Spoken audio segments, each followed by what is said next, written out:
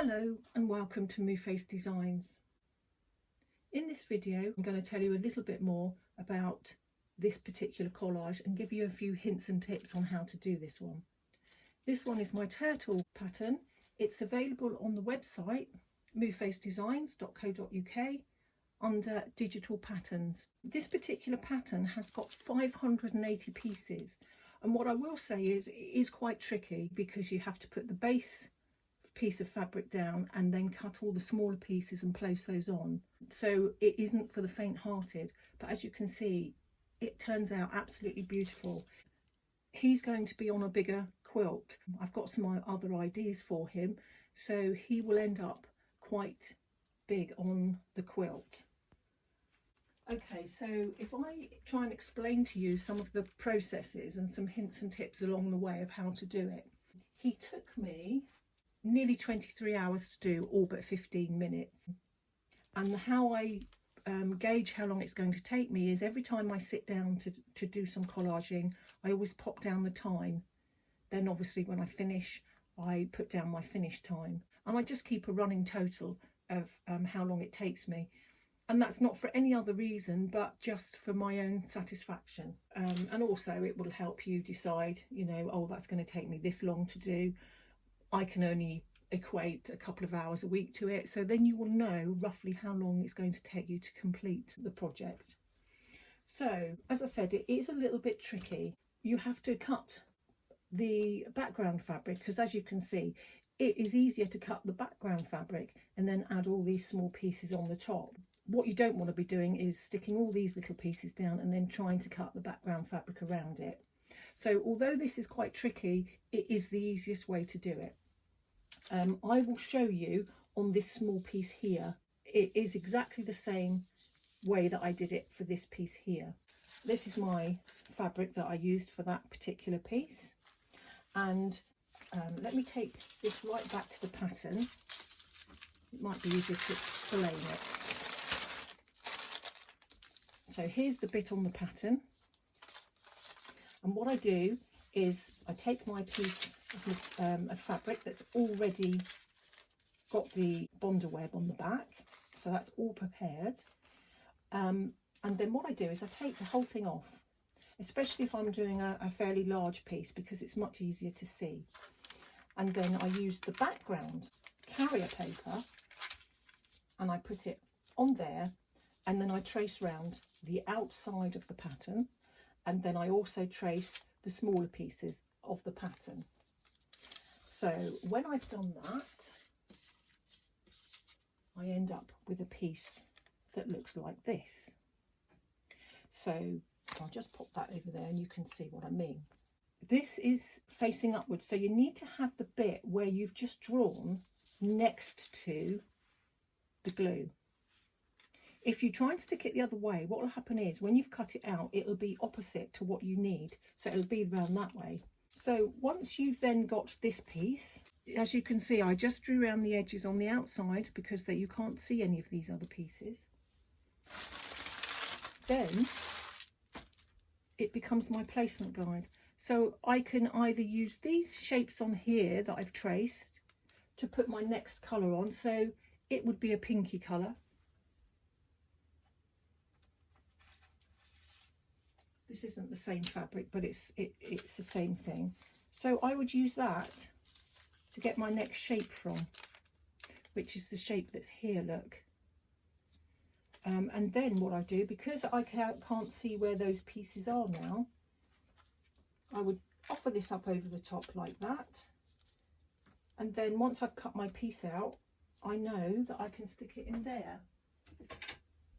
I have got some very pointy tweezers here. These are amazing for adding small pieces. Sometimes it's a bit tricky to hang on to small pieces with your fingers. So I would pick up that very small piece and then I would place it in the right place. And if you can keep looking underneath, but if I looked underneath, it's in the right place. And then I would just offer it up there and then heat set it down there. It's quite laborious, and it takes a long time to do all of these, but I found it the easiest way to do it. It's a lot easier to do it this way than to cut all these smaller pieces and then try and fit your background fabric around it. And as you can see, I've done it for a lot of pieces. So that's the piece for those pieces over there. That piece is for those there. This one is for here. So it goes there. But I did do the whole shape. But as I was fitting all these pieces on top, because it was quite a big bulky piece of parchment paper, I cut those bits off. Which isn't very good for demonstration purposes, but it made it a lot easier when I was compiling the turtle. So you'll find that there's going to be a lot of pieces like this with lots of small pieces on it. You might find that once you start doing it, you can get away with not putting all the pieces on. And I think there are probably 1 or 2 small pieces that I've missed. I think this piece here, can you see that? This piece here, because I had used, you know, quite a spotty fabric there, I decided that I didn't need every single piece of the other collage pieces on top. I mean, you might decide that you don't want to use the clownfish. You can fussy cut something else, but it's just there as a bit of an extra if you want to use those. Another tip is, if you are using fabric, always try to use it in a different place as well, at least one other place. I've got a couple of pieces of this dotted about because it just balances it. So I've got some here of this colour, and I've got some up here and some here. What other tip can I give you? The best thing I can say is just make sure that you have got lots of different colours within a range. So this one here has got a lot of russets in it, but I made sure that I had a lot of different russet tones and values so that it would, as I said, give a bit of interest, particularly sort of like in these pieces here. So the next thing I would do once I've finished this is to remove it from the background. So this is really quite a nice thing to do. It's quite noisy, so I'm sorry. I just slide my fingers underneath it, and you'll find that it will come away in one piece.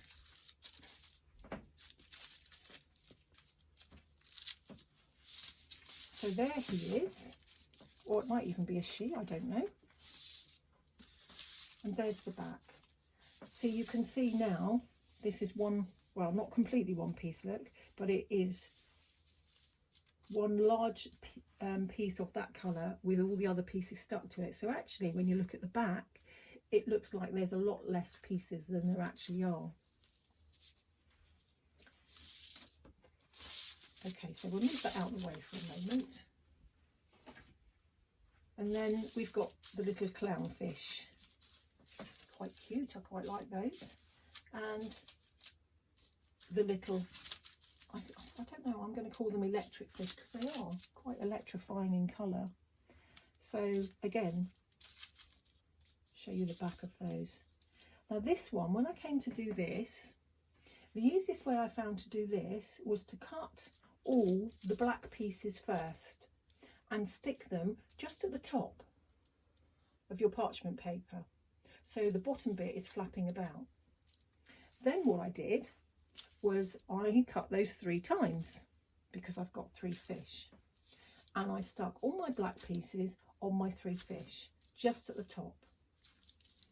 Then I cut my, which one is that one? He's that. So then I cut my green fabric, which is at the bottom, and because these pieces were flapping up and down, I slid my green piece underneath them, and then I put some heat on it and stuck them to the green fabric underneath. So that meant now the green piece was in place and it had all the black pieces attached to it. Then the next thing I did was cut my yellow piece, and because all the black pieces were stuck at the bottom now to the green one, I was able to flap those back the other way. And I made sure that it was still attached in the right place, and I slid my yellow underneath and then ironed that down, put some heat on it. Then once I knew that all my black pieces were in the right place and stuck to both pieces of fabric, I then cut my green piece and slid it underneath. And then there's just a couple of other odds and ends there. What I did as well is I cut a very small white circle for the eye, and my very first one I did cut a very, very tiny piece of black. But that was really quite tricky. It was very, very small. So what I did in the end was I got out my Inktense pencils and I just did a little blob of Inktense pencil for the black piece. It just was so much easier. So there's a few hints and tips for how to deal with those pieces. And then it's just time and patience. So now I've got all my pieces of my collage. Now with this piece here, it's a little bit crinkly because I've ironed and put some heat on it, but I could use that again for another collage. What I tend to do is I tend to cut it into smaller pieces like this, and then when I'm actually doing my collage, so if I'm doing a piece down here and there's lots of other pieces, I place it over the top before I put my heat on it, because my iron has got absolutely mucky. I think most of that is pencil. I do clean it periodically, but if I was to just put that straight on my collage, that would all come off on my collage. So that's how I reuse my pieces of parchment paper. If you don't mind the crinkle, then yes, great, use it again. So if I just take that up, you can see the actual pattern. That looks pretty scary, but when you actually start it, it isn't scary. It is just time consuming, and you just have to be methodical on how you do it. So let's move that out of the way. I found this, which I absolutely love. Now it has got turtles on it anyway, but I think what I'm going to do with this, I am going to fussy cut some of these pieces. The first thing I did with my fabric was to choose roughly which piece I wanted to use, and then because I didn't want to waste too much Bondaweb, that was the bit that I actually placed that on. The reason I put this on the back before cutting it is because it stabilises the material a whole lot better, and it just means that I can cut it easier. I found if it's got no Bondaweb paper on the back, it's very floppy, and because I am so used to cutting it with this already attached and cutting through the paper, it's the way that I prefer to do it. What I've started to do is just concentrate on the fish for the moment. So you can see I've got a couple of them that I've cut around, and then I think the next thing I will concentrate on will be the coral, but probably because I'm not quite sure what it will look like, for instance with this one here, if I cut that fish out, I'm not quite sure whether that will be enough coral. I might be able to hide it behind something else, or I might just cut that particular piece out around that coral as well. It's just kind of what you fancy as you go along, really. I've never done this before, added fussy cut pieces to my quilt, but I thought I'd give it a go, and actually I'm quite enjoying it. I decided in the end I wasn't going to use the plain blue and then build up around it. I actually found this panel. It's not cotton, it's polyester, so that's a bit of a shame. But since it's only going to be a wall hanging, I wasn't too fussed about it. I can still quilt it. I'll move up a little bit to the top, and you'll be able to see it gets a bit lighter where the sunlight is coming through the top of the sea, and then it comes down a bit darker and then down to the seabed. You can see that I've cut out some coral. It needs a whole lot more. Now the panel is about 54 by 84. It will drape over a king size bed, It won't go right to the top, it will go from the bottom, probably just a bit shy of your pillows. But it would make a fantastic bedspread, but just for show really. I don't think I'd like to use it on a daily basis, but it would be quite nice to have over the bed and then just remove it. I'm not quite sure how the polyester and the cotton would all wash together. So, you know, maybe it might be better to keep it as a wall hanging. I was quite excited by the fabric. I think it's going to be quite good, but I think it's all due to this really nice background that I found. So I have removed everything else off of the quilt now, apart from my turtle. He is thread painted and quilted, so he's the only thing that is now a permanent fixture on the quilt.